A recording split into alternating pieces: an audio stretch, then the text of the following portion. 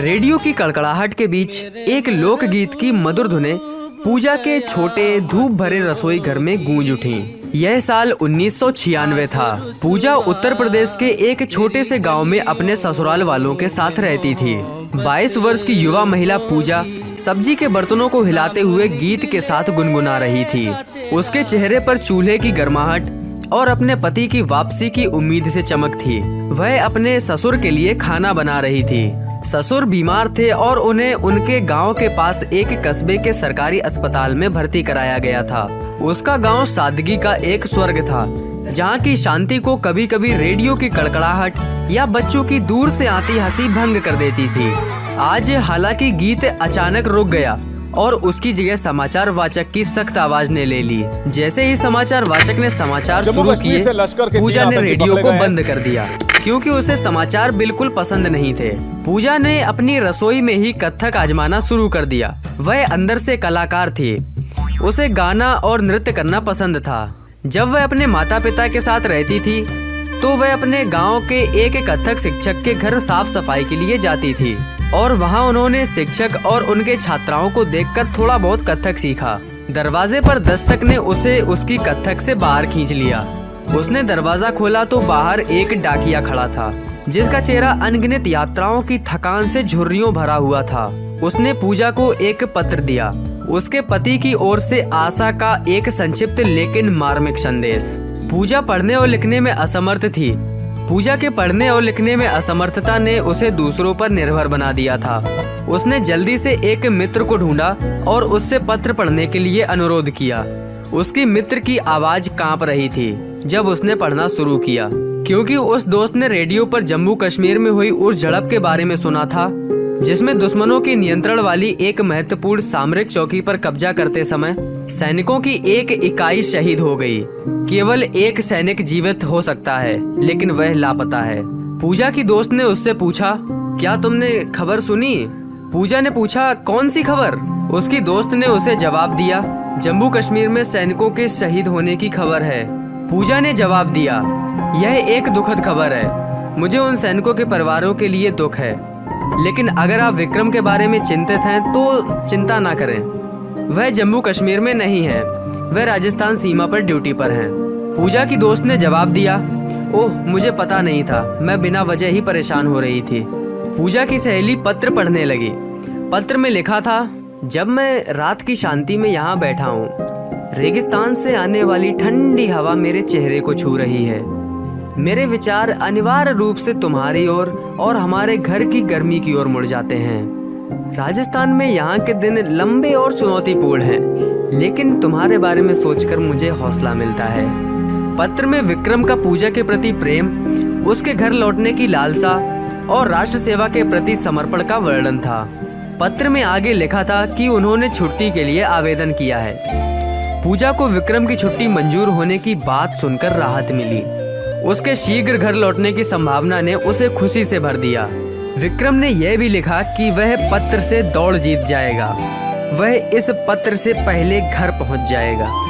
पूजा यह सोचकर खुश थी कि उसका पति जल्द ही घर आएगा। वह फर्श पर बैठ गई और फिर से रेडियो पर गाने सुनने लगी।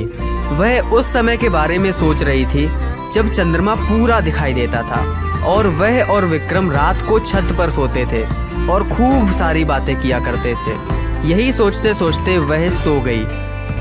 कुछ ही पलों बाद दरवाजे की घंटी फिर से बजी। पूजा को विक्रम की मौजूदगी का एहसास हुआ।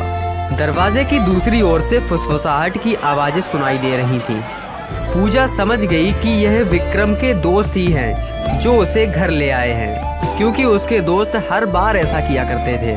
पूजा समझ गई कि विक्रम और उसके दोस्त उसे सरप्राइज करना चाहते हैं। पूजा मन ही मन विक्रम को वर्दी में देख रही थी और दरवाजे के पीछे विक्रम की मौजूदगी से खुश थी। आखिरकार उसका 7 से 8 महीने का लंबा इंतजार खत्म हुआ। विक्रम यहाँ कुछ फीट की दूरी पर है। वह इतनी खुश थी कि दरवाजे पर खड़े खड़े विक्रम के ख्यालों में खो गई।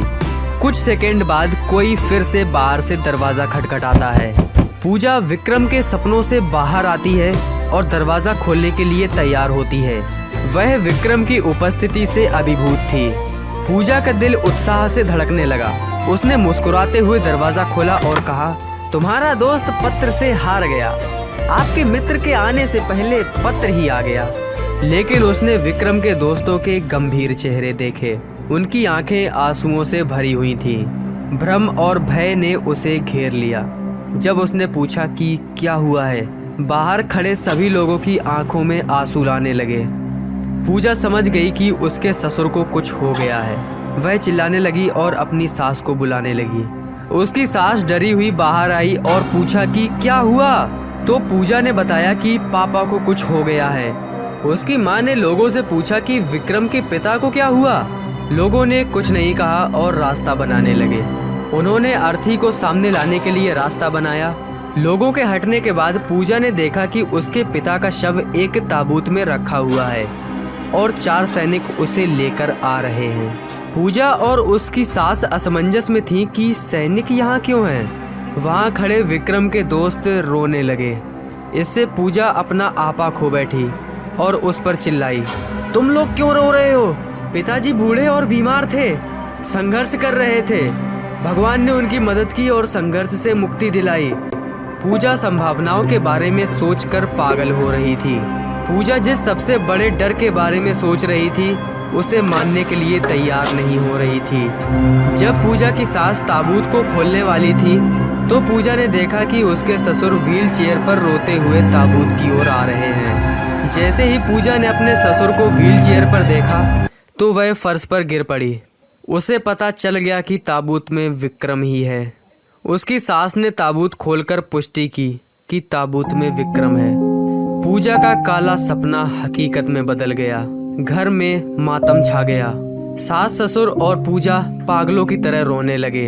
एक दोस्त ने टूटते हुए कहा, भाभी हमारा दोस्त शहीद हो गया है।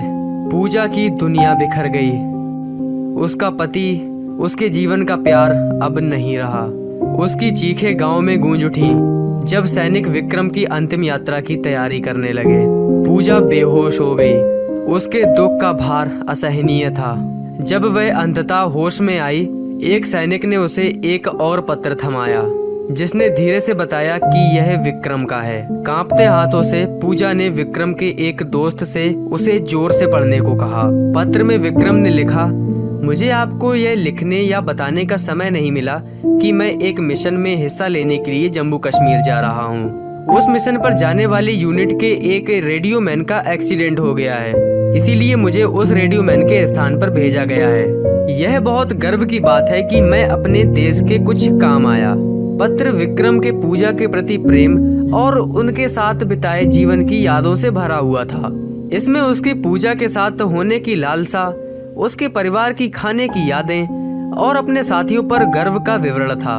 उसने उस दिन के बारे में भी लिखा जब वे दोनों उसकी तैनाती से पहले नदी किनारे घूमने गए थे। उन्होंने अपने सपनों और भविष्य के बारे में बातें की थी। उस दिन की यादें पूजा के मन में ताज़ा थीं। विक्रम उम्मीद और उत्साह से भरा हुआ था। उसके साथ एक जीवन बनाने के लिए उत्सुक था। विक्रम ने लिखा था कि वह चाहता है कि वह पूजा की गोद में मर सके। फिर भी भारत माता के लिए मरने में उसे सांत्वना मिली।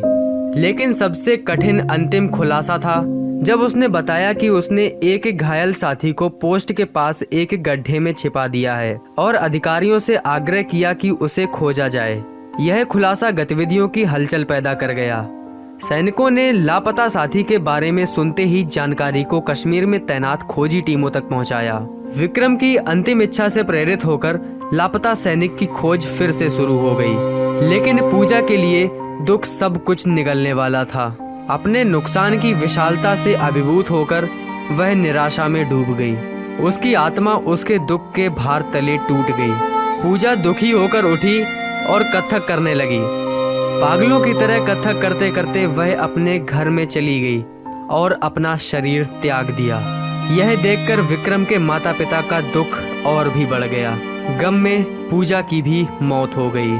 उसकी मृत्यु सैनिकों के परिवारों द्वारा सहन किए गए व्यक्तिगत बलिदानों की एक कठोर याद बन गई। विक्रम और पूजा के अटूट प्रेम और विक्रम के राष्ट्र के लिए सर्वोच्च बलिदान की कहानी घाटियों और नगरों में फुसफुसाते हुए एक मार्मिक कथा बन गई। यह सैनिकों और उनके परिवारों द्वारा किए गए बलिदानों की एक शक्तिशाली याद दिलाने वाली थी और उनके सेवा के प्रभाव का गहरा असर उनके पीछे छूटे जीवन पर पड़ता है।